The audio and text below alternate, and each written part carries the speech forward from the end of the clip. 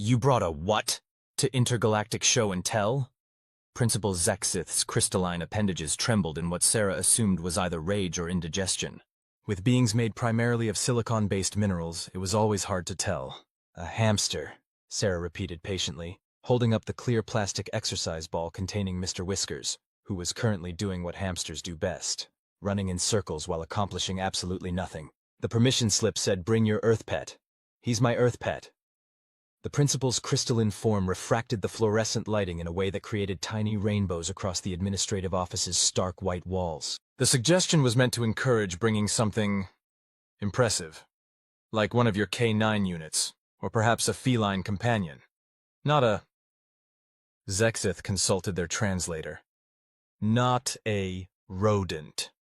Sarah glanced down at Mr. Whiskers, who had paused his endless circuit to stuff his face with a sunflower seed she'd packed as a snack.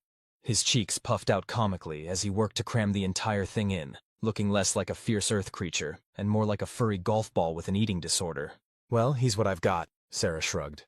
"Mom says we can't have a dog in the apartment, and Dad's allergic to cats. Besides, Mr. Whiskers is special in his own way."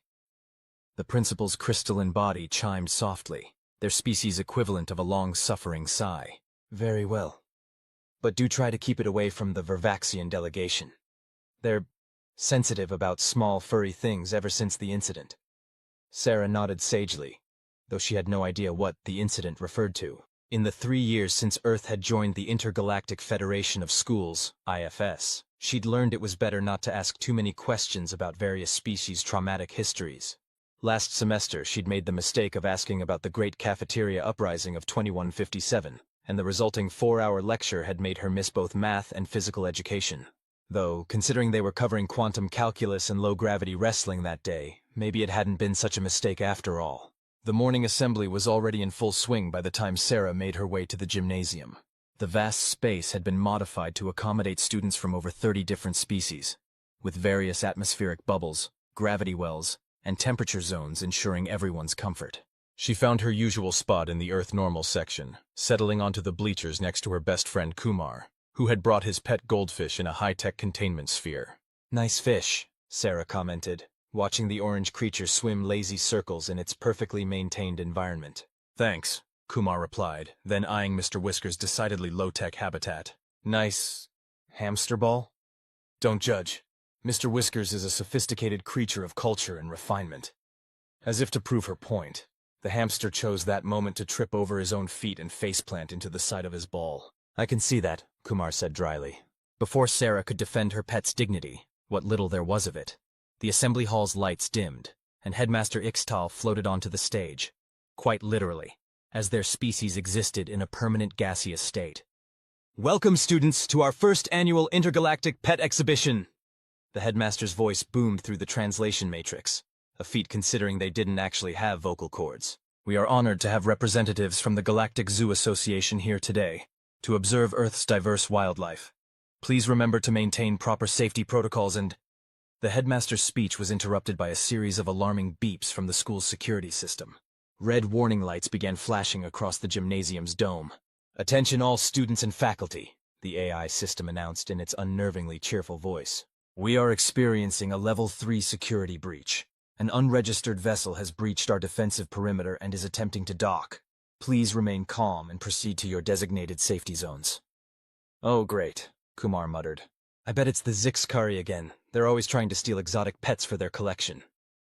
Sarah clutched Mr. Whiskers' ball closer. "Well, they can't have him. He's not exotic, he's just weird." The hamster, completely oblivious to the potential danger, had gone back to running his endless circuit. The lights flickered, and the security announcement changed to an even more serious tone.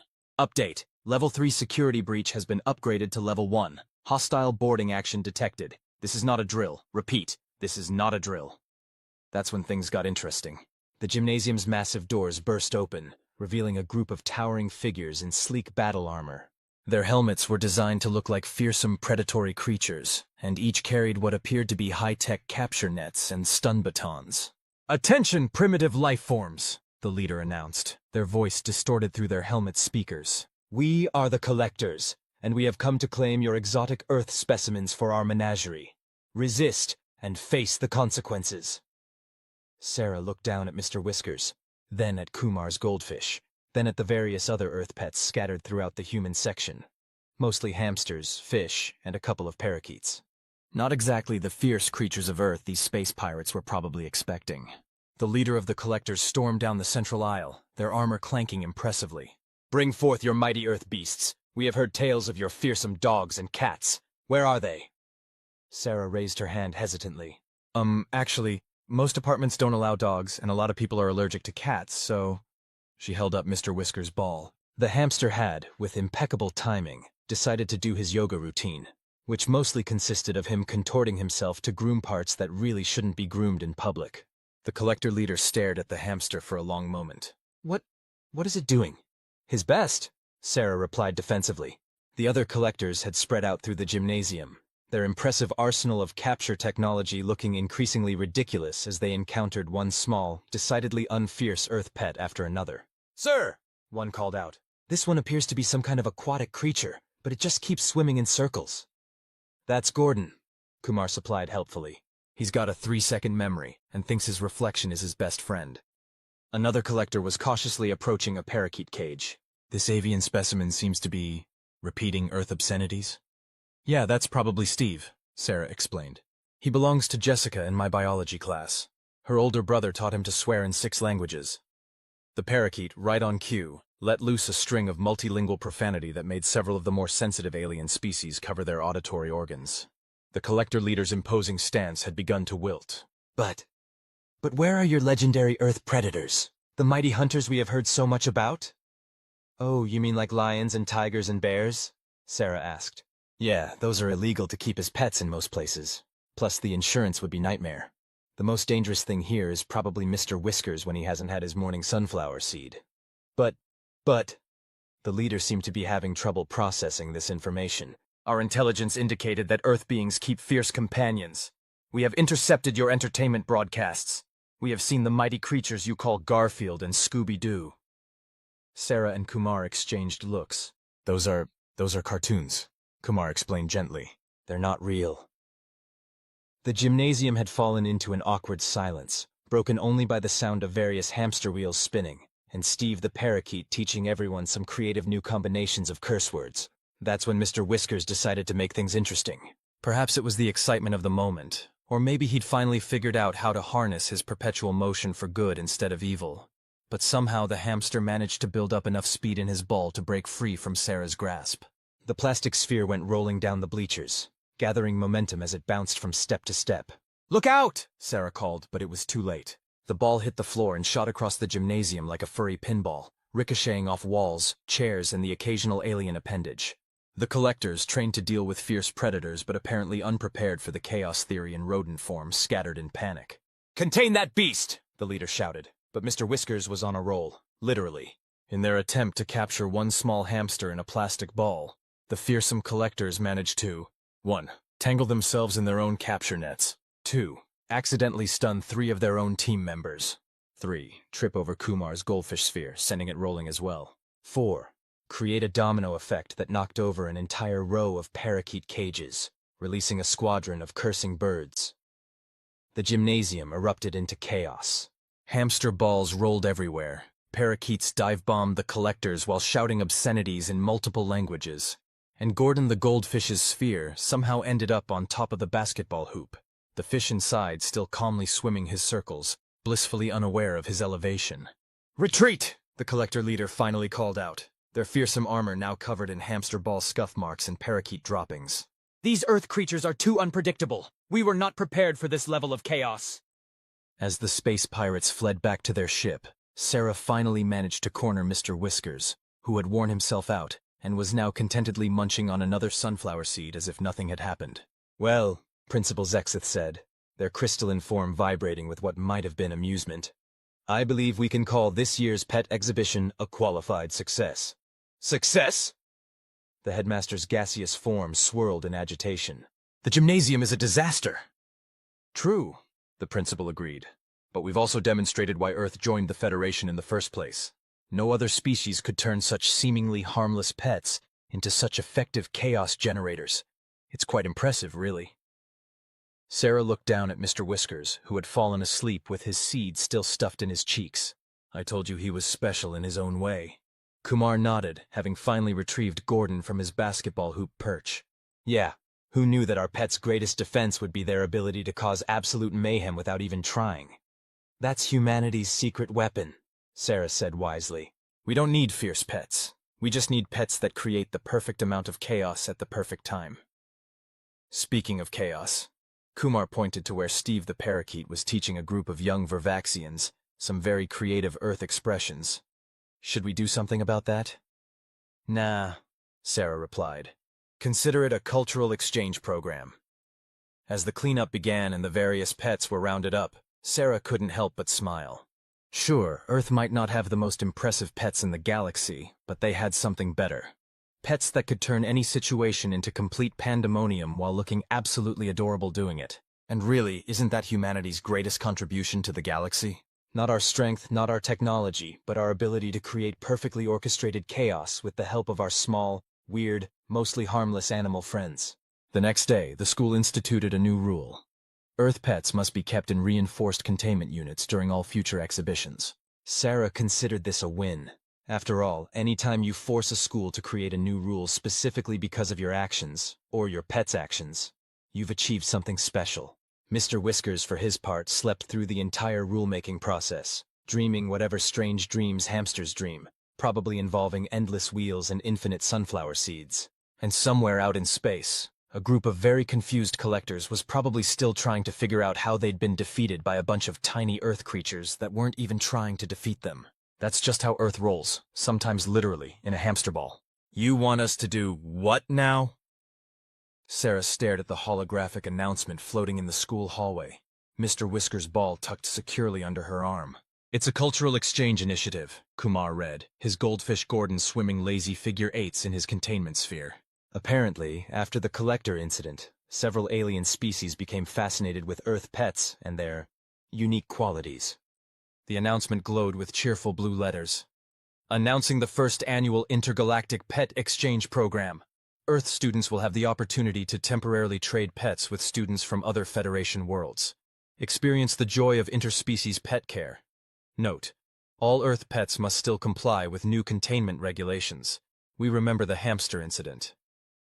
They named it after Mr. Whiskers, didn't they? Sarah said proudly. Well, technically they named it after all the hamsters, but yes, Mr. Whiskers was the catalyst. Kumar paused. Speaking of catalysts, maybe we should warn them about Earth's actual cats before... He was interrupted by the appearance of Principal Zexith, their crystalline form now sporting what appeared to be a small force field generator. Sarah noticed most of the staff had started carrying similar devices after the great pet chaos of last month. Ah, Ms. Thompson, Mr. Patel, just the students I was hoping to see. Given your experience with Earth pet management, we thought you'd be perfect candidates for the exchange program. Sarah clutched Mr. Whiskers' ball closer. I don't know. Mr. Whiskers has a very specific routine. He needs his morning yoga, his mid-morning snack, his pre-lunch meditation. He sleeps 20 hours a day and runs in circles the other 4, Kumar pointed out. It's a very demanding schedule, Sarah insisted. Principal Zexith's crystals chimed in what might have been amusement. The exchange would only be for 1 Earth week, and I believe you'll find the pets we've matched you with quite interesting. Before either of them could protest further, they were ushered into the principal's office. 2 other beings were already waiting there. A Vaporan student who existed as a sentient cloud of purple gas, and a Metallicon whose body was composed entirely of living liquid metal. Sarah, Kumar, meet Mistal and NX-427, Principal Zexith introduced. They've volunteered to participate in the exchange program. Greetings, Earth students! Mistal's gaseous form rippled in what Sarah assumed was excitement. I brought my beloved companion to trade! A small containment field appeared in what might have been their hand, revealing what looked like a tiny lightning storm. This is Sparkles, Mistal explained proudly. She's a pocket thunderstorm, very well behaved, only causes minor electrical disruptions when excited. NX-427's liquid metal form shifted to create something resembling a wave. And this is Blob. They produced a small creature that appeared to be made of constantly shifting geometric shapes. They're a quantum uncertainty pet. They exist in multiple states simultaneously until observed. Very low maintenance, though they do occasionally phase through solid matter. Sarah and Kumar exchanged looks. This was either going to be the best or worst week of their lives. The exchange was arranged with surprising efficiency, considering it involved trading a hamster and a goldfish for a thunderstorm and a quantum uncertainty. Sarah found herself holding the containment field with Sparkles, while Kumar stared in fascination at Blob, who was either a cube, a sphere, or a dodecahedron, depending on which angle you looked from. Now remember, Principal Zexith instructed. The goal is to learn about different species' approaches to pet care. Please try to keep property damage to a minimum. They paused. And, Ms. Thompson, please ensure Sparkles doesn't come into contact with any electronic devices. We're still paying for the last lightning-related incident in the computer lab. As they left the office, Sarah could have sworn she heard the principal mutter something about increasing their insurance coverage. The next week proved to be interesting. Sarah quickly learned that caring for a pocket thunderstorm was not unlike dealing with Mr. Whiskers during his more energetic moments, just with more potential for electrical fires. Sparkles needed regular walks in the school's designated atmospheric testing chamber, enjoyed playing Catch the Lightning Bolt, which required rubber gloves and a lot of explaining to worried teachers, and had a habit of causing static electricity wherever she went. Kumar, meanwhile, discovered that quantum uncertainty pets were exactly as challenging as they sounded. Blob had a tendency to exist in multiple places simultaneously, which made feeding time particularly complicated. How do you feed something that's both hungry and full at the same time? He complained during lunch one day, watching Blob phase through his sandwich while simultaneously sitting quietly in their containment field 3 feet away. The real chaos, however, came from the other end of the exchange. Sarah received regular updates about Mr. Whiskers from Mistal, who seemed both terrified and fascinated by the hamster's ability to create disorder while barely moving. "Your Earth pet has achieved quantum tunneling without quantum properties," one message read. It somehow escaped its reinforced containment unit and was found inside a sealed nutrient dispenser. Physics equations are being rewritten as we speak. Kumar's updates about Gordon were equally entertaining. NX-427 reported that the goldfish had somehow caused a philosophical crisis among the Metallicon students. Its endless circular swimming pattern, while maintaining zero awareness of its surroundings, has sparked a debate about the nature of consciousness, they wrote. 3 professors have already requested to study its behavior. We are uncertain whether it is extraordinarily enlightened or extraordinarily not. By the end of the week, Sarah had 1. Learned how to predict miniature weather patterns. 2. Developed immunity to small electrical shocks. 3. Accidentally created a new form of sustainable energy during one of Sparkle's more enthusiastic play sessions. 4.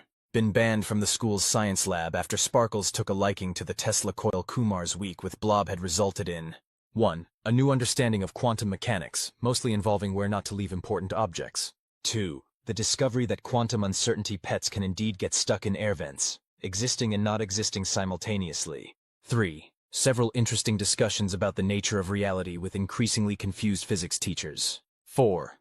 A new school rule about maintaining proper quantum containment protocols in the cafeteria. When the time came to return their temporary pets, Sarah found herself actually feeling a bit sad. Sparkles had grown on her, even if she could never use her phone around the little storm without it getting fried. The return ceremony was held in the gymnasium, now equipped with reinforced walls and emergency containment fields. As Sarah prepared to hand Sparkles back to Mistal, the little thunderstorm created a tiny heart-shaped lightning bolt. "Ah, she likes you," Mistal's gaseous form swirled happily. "Though I must admit, I will miss Mr. Whiskers. Did you know he figured out how to use his ball to generate static electricity? He and my younger sibling's Aurora Sprite created quite the light show." An X-427 seemed equally impressed with Gordon. "Your fish has taught us much about Zen philosophy. Its ability to find joy in endless repetition while maintaining complete oblivion is truly remarkable." As they reclaimed their original pets, Sarah couldn't help but smile at Mr. Whiskers, who had somehow managed to turn his reinforced containment unit into a hamster-powered disco ball. "You know," Kumar said, watching Gordon resume his endless circles, completely unfazed by his week as a quantum physics research subject, "I think we learned something important here. That any pet can cause chaos if given the opportunity? That, and apparently the universe is a lot weirder than we thought." He glanced at where Blob was simultaneously entering and exiting their container while Sparkles created tiny rainbow lightning bolts. "Though I have to say, Earth pets still hold the record for causing the most chaos with the least effort."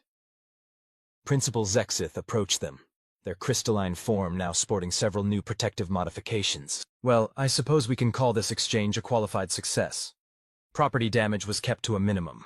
No one was seriously electrocuted, and only 3 dimensions were temporarily disrupted. See? Sarah held up Mr. Whisker's ball proudly. I told you he'd be a good influence. The hamster chose that moment to demonstrate his newly acquired static electricity generation skills, causing every electronic device in a 10-foot radius to briefly display disco lights. The principal's crystals chimed in what might have been resignation. The Federation Education Board has officially classified Earth pets as chaotic neutral entities. I suppose congratulations are in order. As they left the gymnasium, Sarah could have sworn she saw Sparkles and Blob playing what appeared to be a game of quantum tag through multiple dimensions. Mr. Whiskers watched with his usual oblivious interest, probably plotting how to incorporate interdimensional travel into his exercise routine. Just another normal day at an intergalactic school, where the most unpredictable forces in the universe turned out to be the supposedly simple pets from Earth. This is, without a doubt, your worst idea yet, Sarah said, watching Mr. Whiskers attempt to do what she generously called his performance routine. The hamster was currently tangled in his own exercise wheel, looking supremely unbothered by his predicament. Come on, Kumar insisted, while Gordon performed his one trick, swimming in a slightly smaller circle than usual. The talent show is the perfect opportunity to show everyone that Earth pets have talents. They were standing in the school's newly reinforced auditorium, where a large holographic sign announced, First Annual Intergalactic Federation of Schools Pet Talent Exhibition. Showcase your companion's unique abilities. Note: Earth participants must submit detailed chaos prevention plans in triplicate. After the success, depending on who you asked, of the pet exchange program, the school board had decided to capitalize on the growing interest in Earth pets. Unfortunately, they'd apparently forgotten the first rule of dealing with Earth creatures. The moment you expect them to perform, they will deliberately do the exact opposite. What exactly are we competing against? Sarah asked, untangling Mr. Whiskers for the 3rd time that morning. As if in answer, a quantum Leviathan student floated by, their pet miniature black hole performing complex gravitational tricks. Behind them, a photonic being was teaching their pet Lightwave to create elaborate holographic displays. Oh, just the usual, Kumar said weakly. You know, fundamental forces of the universe shaped into adorable pets. No pressure. Sarah looked down at Mr. Whiskers, who had somehow managed to get a sunflower seed stuck in his ear. We're doomed. The registration desk was staffed by Principal Zexith, who had upgraded their protective force field yet again. Sarah suspected they added a new layer every time Mr. Whiskers came within 50 feet of their office. Ah yes, our Earth participants. The principal's crystals chimed as they processed the registration forms. And what talents will your pets be demonstrating? Mr. Whiskers will be performing an interpretive dance routine, Sarah said with far more confidence than she felt. In reality, she was just hoping he'd run in enough interesting patterns to make it look intentional. Gordon will be exploring the metaphysical nature of existence through repetitive motion, Kumar added, which was a fancy way of saying the goldfish would do exactly what it always did. The principal's crystals flickered in what might have been skepticism. I see. And you've submitted your chaos prevention plans? 3 copies as requested, Sarah confirmed. Though I should note that with Earth pets, chaos prevention is more of an aspiration than a guarantee. Don't we know it? The principal muttered, stamping their forms with a slightly trembling crystalline appendage. The day of the talent show arrived with all the anticipation of a carefully planned disaster. The auditorium was packed with students, teachers, and several Federation officials who had come to observe Earth pets in action. Sarah noticed that everyone above a certain pay grade was wearing personal shield generators. The show began with the more conventional acts. A stellar-class student's pet plasma ball performed an impressive display of nuclear fusion.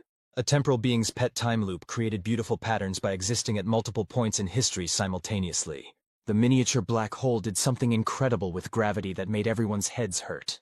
Then it was Gordon's turn. Kumar had decorated the goldfish's containment sphere with tiny philosophical quotes and Zen garden patterns. As Gordon swam his eternal circles, Kumar narrated with impressive gravity. Observe as Gordon contemplates the circular nature of existence. Note how each rotation represents the eternal return of consciousness to its primary state of being. The repetition is not merely physical, but a commentary on the cyclical nature of the universe itself. The audience watched in confused silence as the goldfish continued to swim in circles, completely unaware of its role as a metaphysical prophet. "Is it meant to be doing that?" one of the Federation officials whispered. "That's the beauty of it," Kumar replied smoothly. "By doing exactly what it always does, Gordon demonstrates that true enlightenment requires no demonstration at all." There was a long pause, followed by scattered applause that seemed more confused than impressed. Then came Mr. Whisker's big moment. Sarah had attempted to choreograph a routine that would work with her hamster's natural tendencies. She'd installed LED lights in his reinforced ball, added some appropriately dramatic music, and hoped for the best. "Ladies, gentlemen, and beings of indeterminate configuration," she announced, "prepare to witness the art of hamster dance fusion." For the first 30 seconds, everything went surprisingly well. Mr. Whiskers actually followed some of the patterns they'd practiced. The lights created interesting effects, and the music didn't seem to be causing anyone's sensory organs to malfunction. Then Mr. Whiskers discovered that his new reinforced ball could bounce. What followed could only be described as a combination of pinball, disco, and chaos theory in action. The hamster ricocheted around the stage with impressive velocity, the LED lights creating a strobing effect that made it look like there were multiple hamsters moving in different directions. "Is this part of the performance?" someone asked. "Of course," Sarah improvised. "This represents the fundamental unpredictability of quantum mechanics as expressed through interpretive rodent movement." Mr. Whiskers chose that moment to demonstrate some particularly creative physics by somehow generating enough static electricity to temporarily interface with the stage's holographic systems. Suddenly, there were dozens of giant holographic hamsters projected around the auditorium, all running in different directions. The audience gasped. The Federation officials leaned forward in their seats. Even the miniature black hole seemed to be paying attention. Gordon, not to be outdone, chose this moment to swim counterclockwise for the first time in his life. "The revolution of consciousness!" Kumar exclaimed, seizing the moment. "Witness as traditional paradigms are overthrown." The combination of disco ball hamster physics and metaphysical goldfish philosophy created something entirely unexpected. Genuine entertainment. The audience, who had spent the previous hours watching carefully controlled demonstrations of cosmic forces, found themselves captivated by the sheer unpredictability of Earth pets just being themselves. When the chaos finally subsided, partly due to Mr. Whiskers running out of energy, and partly due to Gordon returning to his default clockwise rotation, there was a moment of silence. Then, to everyone's surprise, thunderous applause erupted throughout the auditorium. "Remarkable," one of the Federation officials declared. "Such a perfect demonstration of controlled chaos. The way your pets embody the fundamental uncertainties of the universe while maintaining their essential Earth nature. Brilliant." Sarah and Kumar exchanged bewildered looks. Had they actually succeeded by failing spectacularly? Principal Zexith's crystals vibrated with what might have been laughter. "I suppose we should have expected this. Only Earth pets could turn complete chaos into a winning performance without even trying." The judges awarded Mr. Whiskers first prize in the alternative physics category, a category they created on the spot, and Gordon received a special commendation for outstanding achievement in existential performance art. As they left the auditorium, Sarah looked down at Mr. Whiskers, who was once again stuck in his wheel, blissfully unconcerned with his new status as an avant-garde physics performer. "You know what this means, don't you?" Kumar said, watching Gordon resume his normal swimming pattern, his brief moment of revolution apparently forgotten. "That we've once again proven that Earth pets are the most chaotic force in the universe?" "No. Well, yes, but more importantly, we've proven that sometimes the best talent is just being yourself, even if yourself happens to be a slightly confused hamster or a philosophically challenged goldfish." Principal Zexith approached them, their force field now incorporating what appeared to be temporal shielding. "The Federation Education Board has requested a detailed report on Earth pet performance techniques. They seem particularly interested in how you achieved the quantum holographic interface." "Would you believe we have no idea?" Sarah asked honestly. "Ms. Thompson, after 3 months of dealing with Earth pets, I would be more surprised if you did know." The principal's crystals shimmered, though perhaps we should wait a while before mentioning that Earth also has creatures called ferrets. As they headed home, Sarah couldn't help but feel proud. In a universe full of cosmic wonders and fundamental forces shaped into pets, Earth's contribution might seem simple. Small creatures that mostly eat, sleep, and occasionally break the laws of physics through sheer obliviousness. But maybe that was exactly what the galaxy needed. A reminder that sometimes the most impressive talents are the ones you don't even know you have. Mr. Whiskers celebrated his victory by getting another sunflower seed stuck in his ear. Some things never change, even in an intergalactic school. The end, until the next chaotic adventure.